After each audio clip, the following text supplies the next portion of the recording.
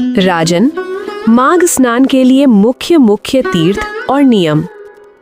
राजा दिलीप ने पूछा, मुने, आप इक्ष्वाकु वंश के गुरु और महात्मा हैं, आपको नमस्कार है। माघ स्नान में संलग्न रहने वाले पुरुषों के लिए कौन कौन से मुख्य तीर्थ हैं, उनका विस्तार के साथ वर्णन कीजिए, मैं सुनना चाहता हूँ। वशिष्ठ जी ने कहा, राजन, माघ मास आने पर बस्ती से बाहर जहाँ कहीं भी जल हो, उसे सब ऋषियों ने गंगा जल के समान बताया है।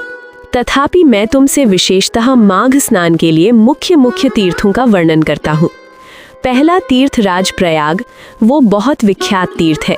प्रयाग सब तीर्थों में कामना की पूर्ति करने वाला तथा धर्म, अर्थ, काम, मोक्ष चारों पुरुषार्थों को देने वाला है। उसके सिवाय नैमिषारण्य, कुरुक्षेत्र, हरिद्वार, उज्जैन, सरयू, यमुना, द्वारका, अमरावती, सरस्वती और समुद्र का संगम, गंगा सागर संगम, कांची, त्र्यंबक तीर्थ, सप्त गोदावरी का तट, कालिंजर, प्रभास, बदरिकाश्रम, महालय, ओंकार क्षेत्र, पुरुषोत्तम क्षेत्र, जगन्नाथपुरी, गोकर्ण, भृगुकर्ण, भृगुतुंग, पुष्कर, तुंगभद्रा, कावेरी, कृष्णावेणी, नर्मदा, सुवर्णमुखरी तथा वेगवती नदी, ये सभी माघ मास में स्नान करने वालों के लिए मुख्य तीर्थ हैं। गया नामक जो तीर्थ है वो पितरों के लिए तृप्तिदायक है। ये भूमि पर विराजमान तीर्थ है जिनका मैंने तुमसे वर्णन किया है। राजन, अब मानस तीर्थ बताता हूँ, सुनो। उनमें भली भांति स्नान करने से मनुष्य परम गति को प्राप्त होता है। सत्य तीर्थ, क्षमा तीर्थ, इंद्रिय निग्रह तीर्थ, सर्वभूत दया तीर्थ, आर्जव अर्थात सरलता तीर्थ, दान तीर्थ, दम यानी मनोनिग्रह तीर्थ, संतोष तीर्थ, ब्रह्मचर्य तीर्थ, नियम तीर्थ, मंत्र जप तीर्थ, प्रिय भाषण तीर्थ, ज्ञान तीर्थ, धैर्य तीर्थ, अहिंसा तीर्थ, आत्म तीर्थ, ध्यान तीर्थ और शिव स्मरण तीर्थ, ये सभी मानस तीर्थ हैं। मन की शुद्धि सब तीर्थों से उत्तम है। शरीर से जल में डुबकी लगा लेना ही स्नान नहीं कहलाता। जिसने मन और इंद्रियों के संयम में स्नान किया है, वास्तव में उसी का स्नान सफल है, क्योंकि वो पवित्र एवं स्नेह युक्त चित्त वाला माना गया है। जो लोभी, चुगलखोर, क्रूर, दंभी और विषय लोलुप है, वो संपूर्ण तीर्थों में स्नान करके भी पापी और मलिन ही बना रहता है। केवल शरीर की मैल छुड़ाने से मनुष्य निर्मल नहीं होता, मन की मैल धुलने पर वो निर्मल होता है। जलचर जीव जल में ही जन्म लेते हैं और उसी में मर भी जाते हैं, किंतु इससे वे स्वर्ग नहीं जाते, क्योंकि उनके मन की मैल नहीं धुली रहती। विषयों में जो अत्यंत आसक्ति होती है, उसी को मानसिक मल कहते हैं। विषयों की ओर से वैराग्य हो जाना ही मानसिक निर्मलता है। दान, यज्ञ, तपस्या, बाहर भीतर की शुद्धि और शास्त्र ज्ञान भी तीर्थ है। यदि अंतःकरण का भाव निर्मल है तो ये सब के सब तीर्थ ही हैं। जिसने इंद्रियों को काबू में कर लिया है, वो मनुष्य जहाँ जहाँ निवास करता है, वहीं वहीं उसके लिए कुरुक्षेत्र, नैमिषारण्य और पुष्कर आदि तीर्थ प्रस्तुत हैं। जो ज्ञान से पवित्र, ध्यान रूपी जल से परिपूर्ण और राग द्वेष रूपी मल को धो देने वाला है, ऐसे मानस तीर्थ में जो स्नान करता है, वो परम गति को प्राप्त होता है। राजन, ये मैंने तुम्हें मानस तीर्थ का लक्षण बताया है। अब भूतल के तीर्थों की पवित्रता का कारण सुनो।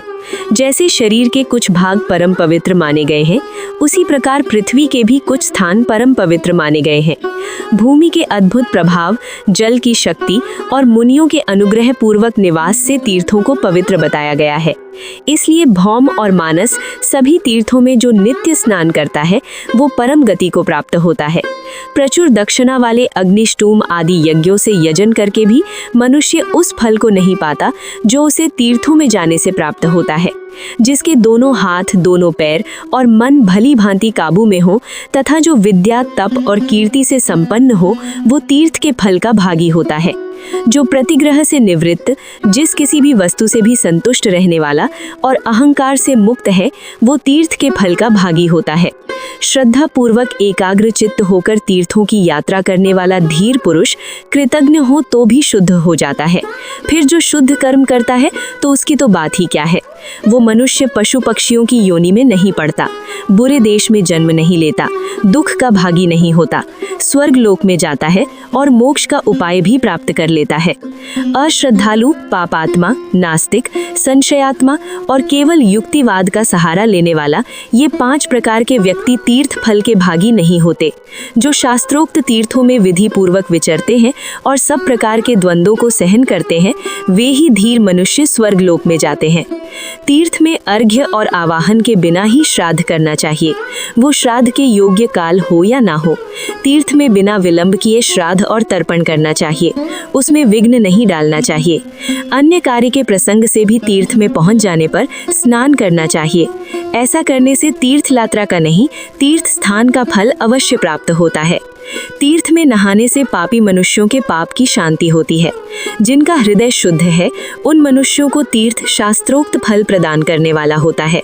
जो दूसरे के लिए तीर्थ यात्रा करता है, वो भी उसके पुण्य का 16वां अंश प्राप्त कर लेता है।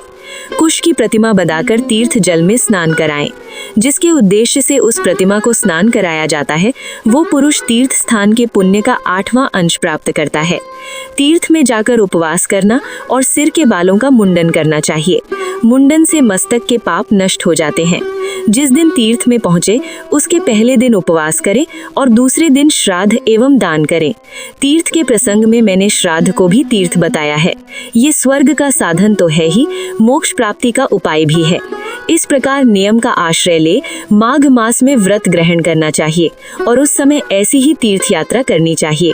माघ मास में स्नान करने वाला पुरुष सब जगह कुछ न कुछ अवश्य करे।